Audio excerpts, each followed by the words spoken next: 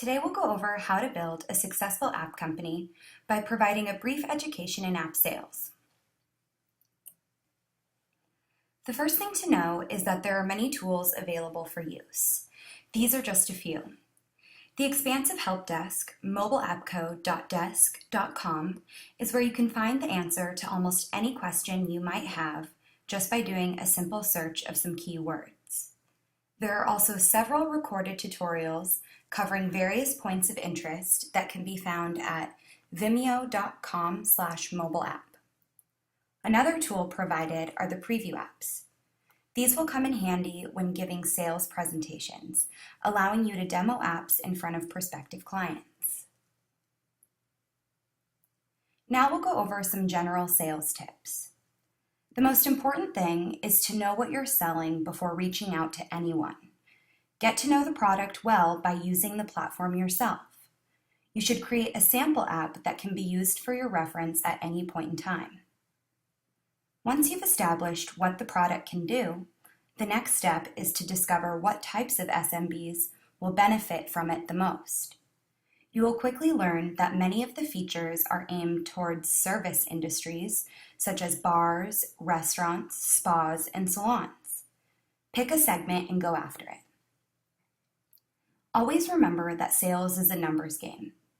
The more calls you make and emails you send, the more appointments you will set. Build a professional presence for yourself by carrying business cards and other various marketing materials. A website is also extremely important. Relationship selling is all about building a friendship with your prospects. Once you've built that relationship, shown you care, and earned their trust, you are on the road to making them a customer and turning them into both repeat buyers as well as spokespeople for your company. Small businesses make an excellent target market. After all, there are millions of them and they have tremendous needs, especially if they want to grow. The best part is, if you can help a small business operate more smoothly, efficiently, or cost-effectively, you've probably got a customer for life. You need to explain how your offering brings real benefits to customers today. Be specific about the value you're offering, and they won't have to wonder what they'll get in exchange for their money. They'll see exactly how today's expense will very soon lead to returns that far outweigh it. If they see that, you've pretty much got a sale locked down. Small business owners are often being pulled in many directions. With a full load of responsibilities and too little help, the last thing they need is another project or headache. For that reason, when you attempt to sell them your offering, make sure that they understand how you're going to make the process as smooth as possible. Let them know that you'll handle all transition issues, your support will be available at all times, and that you won't rest until they're up and running well. That way, they can relax and rely on you and your team to handle any difficulties. Selling is great, but upselling is one of the most cost-effective revenue-generating forces out there. In order to upsell successfully, your company needs to deliver on its promises.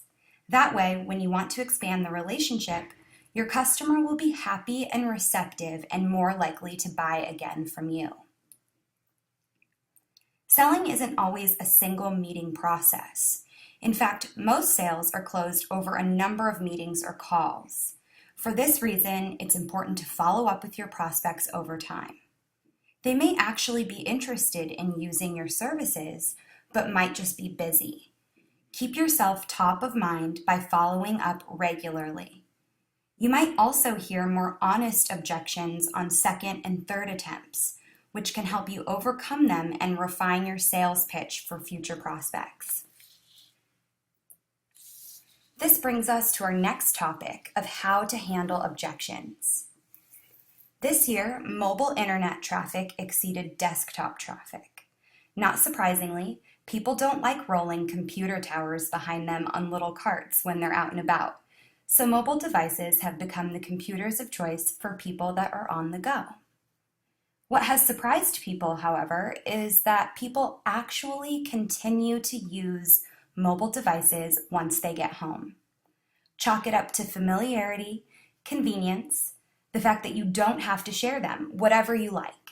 But the fact is, mobile is more important than desktop. If your small business website isn't mobile optimized, you're in big trouble. Traffic on the mobile web is growing at 3.5% each month, and 35% of smartphone owners say that they're going to increase their usage of mobile internet going forward. Taken together, you can conclude that tomorrow is very likely to be more mobile than today. If you find your prospects waiting for the mobile trend to blow over, it might be time for them to just throw in the towel and embrace it. Dumb phones are out there, but they're no longer owned by a majority.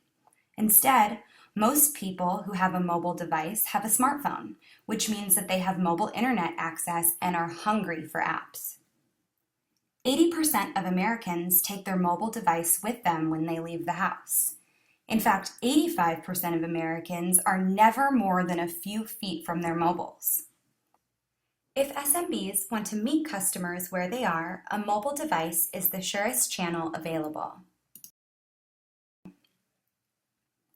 94% of smartphone owners are looking for local info on their mobile, and 70% of these searchers have connected with a local business right after a search. For a small business, this is a golden opportunity. Sadly, less than 5% of business websites are mobile optimized. If an SMB wants an easy way to pull ahead of the competition, mobile is it. And if they avoid it, always point out that visitors tend to leave sites that don't perform well on their mobile devices, and they don't return either. Hopefully this has provided some tips that will help you connect with small business customers, keep them happy, and increase your chances of creating long-standing relationships. Good luck and happy selling!